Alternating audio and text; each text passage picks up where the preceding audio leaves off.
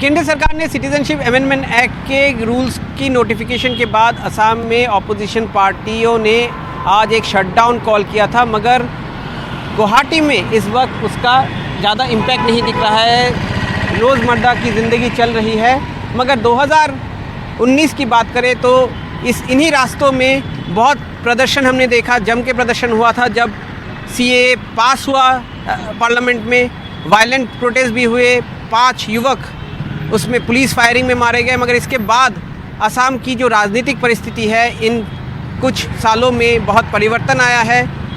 2021 में जो राज्य में चुनाव हुए थे, उसमें CAA को एक बहुत बड़ा मुद्दा के रूप में ऑपोजिशन और कांग्रेस ने खड़ा किया था, मगर इसके बावजूद बीजेपी और उसकी सहयोगी पार्टियों को बहुत भारी बहुमत से असम में विजय मिली थी। और इसके मद्देनज़र इस बार देखा जा रहा है कि असम में कल से ही जो CAA के प्रोटेस्ट शुरू हुए हैं, वो लो की प्रोटेस्ट हो रहे हैं, ज़्यादा बड़ा प्रोटेस्ट देखने को नहीं मिल रहा है। मगर इसके बीच ऑपोजिशन जो पार्टी है, ऑपोजिशन यूनियन जो बना हुआ है 16 पार्टियों का, इनको राज्य सरकार ने, राज्य पुलिस ने नोटिस जारी किया है, लीगल नोटिस जारी किया है। जो बंद का कॉल, जो शटडाउन का, हड़ताल का कॉल उन्होंने दिया है, और गुवाहाटी हाई कोर्ट के एक ऑर्डर को मद्देनज़र ये लीगल नोटिस जारी किया है, ऐसा पुलिस के सूत्रों से हमें खबर लग रही है।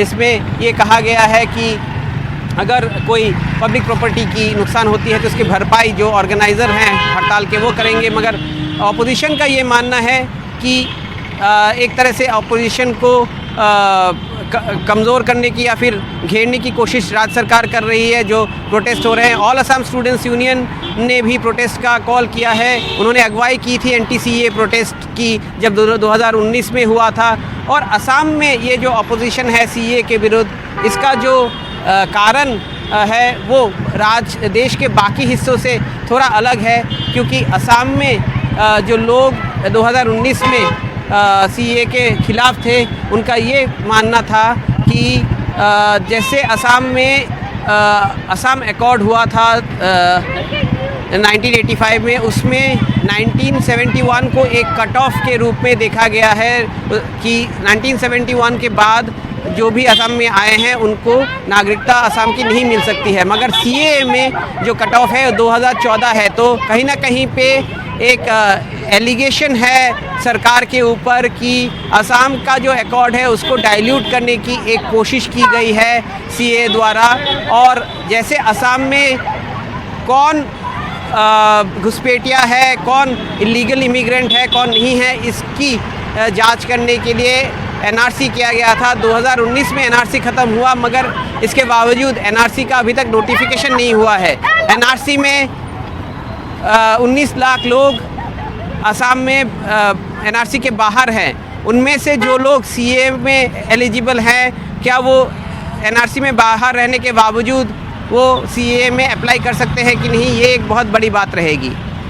और असम में क्योंकि असम एकॉर्ड है, 1971 एक कट ऑफ है, तो CAA में जो कट ऑफ है 2014, ये जो एक दो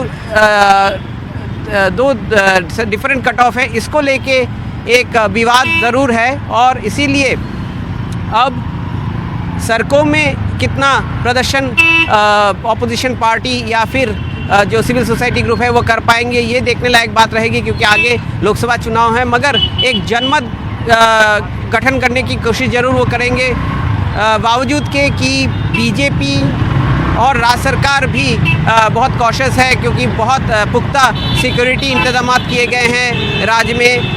ये जो जिस तरीके की यहाँ पे वो चल रहा है, जो प्रोटेस्ट होने की गुंजाइश है, मगर इसके साथ साथ राज्य सरकार भी कॉशियस है। राज्य के मुख्यमंत्री ने ये कहा है कि जो लोग इसको अपोज करते हैं वो कोर्ट में जा सकते हैं और कोर्ट में अपनी बात रख सकते हैं। अगर इसका क्या असर असम के चुनाव में पड़ेगा लोकसभा में, क्योंकि लोकसभा में 25 सीट हैं उत्तर पूर्व में और बीजेपी के लिए 25 सीट महत्वपूर्ण है। मगर अगर पूरे उत्तर पूर्व की बात करें तो ट्राइबल स्टेट्स जो है वो CAA के अंदर अब नहीं आएंगे, इसलिए ट्राइबल स्टेट्स में ज़्यादा इसका इम्पैक्ट और नहीं देखने को मिलेगा। असम और त्रिपुरा में इम्पैक्ट हो सकता है, मगर बीजेपी का अगर बीजेपी के इंसाइडर्स के साथ भी जो हमने बात की है उनकी माने तो पॉलिटिकली बीजेपी को इससे ज़्यादा नुकसान नहीं हो पाएगा।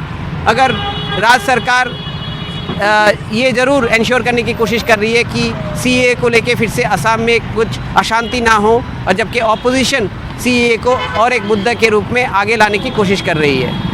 गुवाहाटी से नकुल राभा के साथ रत्नीप चौधरी, एनडीटीवी इंडिया।